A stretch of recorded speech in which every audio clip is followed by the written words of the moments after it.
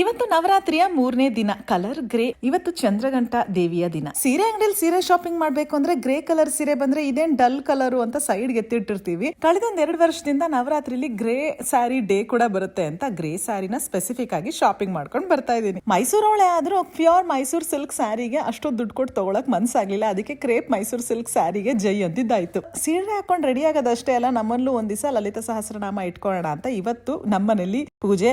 ವಿಡಿಯೋಲ್ ಅಷ್ಟೊಂದೆಲ್ಲ ಅಡ್ಗೆ ಮಾಡ್ತೀಯ, ನಮ್ಗೇನ್ ಸ್ಪೆಷಲ್ ಮಾಡ್ತೀಯಾ ನೋಡೋಣ ಅಂತ ಫುಲ್ ಫ್ರೆಂಡ್ಸ್ ರೇಗಿಸ್ತಾ ಇದ್ರೆ ಏನಪ್ಪ ಮಾಡೋದು ಅಂತ ಟೆನ್ಷನ್ ಆಗಿ ಪಕ್ಷಕ್ ಮಾಡಿದ ಕಜ್ಜಾಯದ ಪಾಕ ಇದ್ರೆ ಅದರಲ್ಲೇ ಫುಲ್ ಕಜ್ಜಾಯ ಮಾಡಿದಾಯ್ತು.